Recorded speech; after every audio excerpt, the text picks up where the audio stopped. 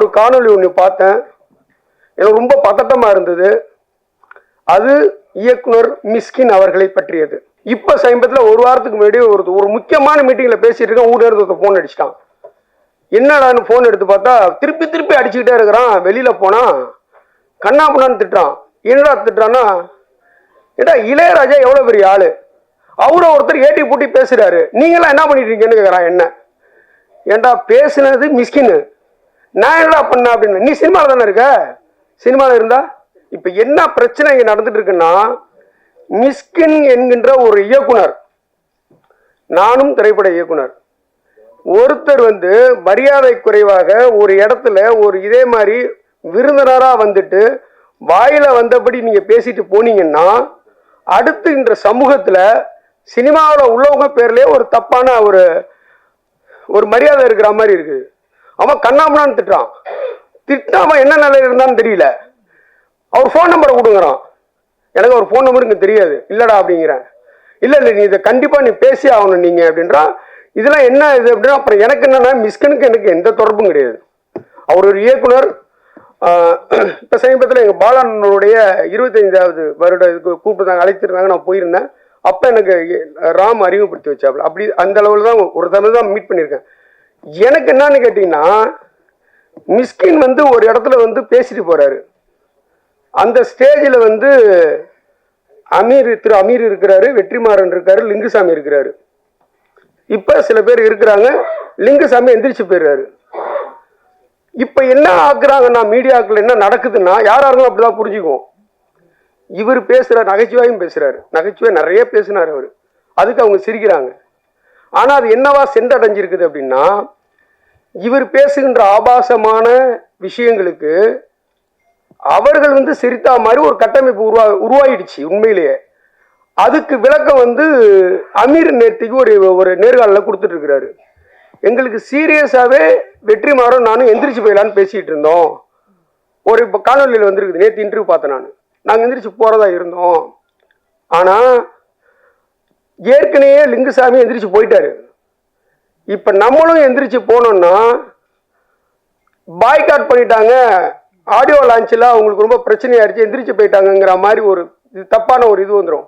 அதனால் இருந்துட்டு போயிடுவோம்னு சொல்கிறாங்க. அப்போது இங்கே தவறாக பேசுவது மிஸ்கின். வழியாருனா உட்காந்து வேடிக்கை பார்த்தவங்களாம் பிரச்சனை அனுபவிக்கிறாங்க. ஒவ்வொரு இடத்துல போய் சொல்ல முடியுமா வெற்றிமாறலாம்? ஆனால் உண்மையிலேயே நான் பாலுமகேந்திரா சார் உதவியாளர், வெற்றிமாறனும் நானும் ஒன்றா பணிபுரிஞ்சிருக்கோம். வெற்றிமாறன்கிறவர் எப்படிப்பட்டவர், எவ்வளவு புத்தகங்கள் படித்தவர், எவ்வளவு படித்த ஆளுங்கிறது பக்கத்தில் இருந்து எனக்கு நல்லா தெரியும். மிஸ்கின் என்கின்ற நபர் எத்தனை புத்தகங்கள் படித்தாருங்கிறது நமக்கு தெரியாது. ஆனால் அவர் எந்த ஆடியோ லான்ச்சுக்கு வந்தாலும் தமிழில் எழுத்தாளர்களே இல்லையா, தமிழில் திரைப்பட இயக்குநர்களே கிடையாதா? சரி, நீங்கள் ரசிச்சுட்டு போங்க. நீங்கள் வீட்டிலேருந்து கிளம்பும் போதே ஒரு முடிவோடு கிளம்புறீங்க. என்னன்னா, இன்னைக்கு யாரை போய் திட்டலாம். இப்போ இது இன்னொரு அசௌகரியம் இருக்குது. ஸ்டேஜில் இவரை விட சின்ன வயசு பசங்களா இருந்துட்டாங்கன்னா அவனுக்கு சந்தோஷப்படுறாங்க. தம்பி தம்பின்னு கூப்பிட்டா. நார்மலாக அப்படி திரும்பினாலே இவரோட வயசு அதிகமாக இருந்தால் பயப்படுறாங்க. ஐயோ இவன் நம்மளை வாடாப்படான்னு கூப்பிடுவாங்க அந்த ஆளுன்ட்டு. உண்மையிலே நடக்குது. கொட்டுக்காலின்னு ஒரு படம் உண்மையில் நான் அன்னையிலேருந்து ஸ்டார்ட் பண்ணேன். எனக்கு இன்னொன்று என்னன்னா, மிஸ்கினின் படைப்புகள் மீது எனக்கு எந்த விமர்சனமும் கிடையாது. மிக அற்புதமான ஒரு படைப்பு, அதில் என்ன பிரச்சனையும் எனக்கு கிடையாது. ஆனால் அதில் எடுக்க வேண்டிய பெயரை நீங்கள் ஏன் ஒரு இடத்துல பேசி கெடுத்துக்கிறீங்க? நீங்கள் கெடுக்கிறது இல்லாமல் நீங்கள் உட்கார்ந்துருக்கிறத பக்கத்து சீட்டுக்காரர்களாம் ஏன் பிரச்சனையை உண்டு பண்ணுறீங்க? நீங்கள் இதுக்கப்புறம் இப்போ பத்திரிக்கையாளர்களை கொதிச்சு எழுவுறாங்க. உண்மையிலே நாகருங்கிறது, இப்போ நானே இங்கே பேசினா கூட சில சமயங்கள் நாகருங்கிறது நீங்கள் வெளியில் பேசுவீங்க. இது ஒரு நாகரிகத்தை நீங்கள் கடைப்பிடிக்கிறீங்க. ஆனால் அதற்காக நான் பேசுகிற எல்லா வார்த்தைகளுக்கும் உங்களுக்கு சம்மதமாக இருக்குன்னு நான் நினச்சேன்னா, நான் என்னை விட ஒரு முட்டாள் வேற யாருமே கிடையாது. இப்போ இன்னொன்று சொல்கிறேன். உலகத்தில் உள்ள எல்லா புத்தகத்தையும் படித்து நான் அன்பை போதிச்சுன்னு லாஸ்ட்டாக பேசுகிறேன். திருக்குறள் படிச்சிருக்கியா நீ? திருக்குறள்னு ஒன்று தமிழ்நாட்டில் இங்கே இருக்கிற இந்திய பிரதமரே திருக்குறளின் பெருமையை பற்றி வெளிநாடுகளில் பேசுகிறாரு. இங்கே இருக்கிற ஒவ்வொருத்தவங்களும் தமிழ்நாட்டின் கௌரவமாக இருக்குது, திருக்குறளாக இருக்குது. அதில் ஒருத்தர் தான் இசைஞானி இளையராஜா. நீ இளையராஜாவை அவர் இசை பேரரசு, அதுக்கும் மேலே இந்த நூற்றாண்டிலேயே இந்த உலகத்தை, இந்த தமிழ்நாட்டை இவரை போல ஒருத்தன் மக்களை மகிழ்ச்சிய கலைஞன் கிடையவே கிடையாது. இன்னும் சொல்ல போனா இசைஞானி ஒருத்தர் பிறக்கும் போது தாளாட்டு சாவர வரைக்கும் ஒண்ணு நீங்க உங்களை மாதிரி ஆட்கள் வந்து பிபி ஏத்துற மாதிரி ஏதாவது பேசிட்டு போறீங்க. அவரு ஒரு டாக்டர், அவ்வளோ விஷயங்கள் அவர் வந்து இன்னைக்கு வந்து அவர் இல்லைன்னா நிறைய சேனல் கிடையாது, எஃப்எம் கிடையாது. அவ்வளோ பெரிய மனிதன். நீ போற போக்கில் வந்து அங்கிருந்து வந்து அவன் இளையராஜன் என்ன சைடிஸ் அவர் உனக்கு எப்படி நீ பேசலாம் அத? அப்போ நீ திட்டுற.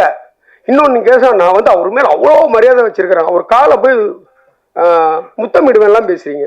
ஓகே, அந்த மரியாதைக்கு நீங்க கொடுக்குற விளையாது. இப்படிதான் பேசுவீங்களா ஒரு ஒரு பொது நாகரிகம் எடுத்து மேடையில? அதே மாதிரி கொட்டுக்காளி மேடையில் அந்த படத்துல வந்துங்க அவ்வளவு அருமையா இருக்குதுன்னு சொல்லி அவ்வளோ விஷயங்கள் கொட்டுக்காளியை பத்தி எல்லாரும் இயக்குனரும் பேசுறாங்க. நீ உதாரணத்துக்கு என்ன சீனை சொல்ற? எந்த சீனை நீ சூரிய அடிப்பில் நடிச்சதுல பிடிச்சதுன்னு சொல்ற?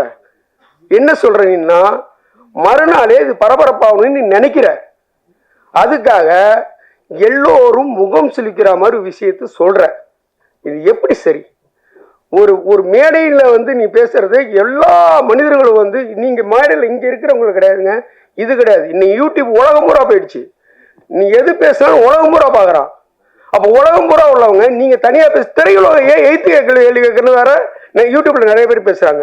நான் இப்ப துறையுலகை சார்ந்தவர் தான். நேற்று அருள்தாஸ் அவர் வந்து பேசினாரு, அதை ஒரு தொடர்ச்சி நான் இன்னைக்கு இயக்குனர் அவரு ஜாதியில இருந்தா நான் பேசுறேன்.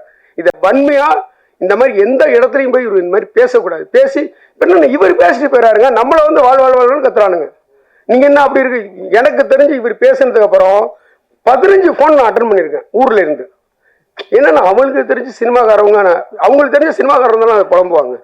நீங்க வந்து நார்மலா ஒரு இடத்துல வந்து நீங்க பேசிட்டு போயிடுறீங்க, ஆனா அது எவ்வளவு பெரிய விஷயங்கள் எல்லாம் வந்து இது பண்றீங்க. இன்னொன்னு, நீங்க முன்னாடியே தயாரிச்சுட்டு வந்து தான் பேசுறீங்க, நீங்க சாதாரணமா கிடையாது.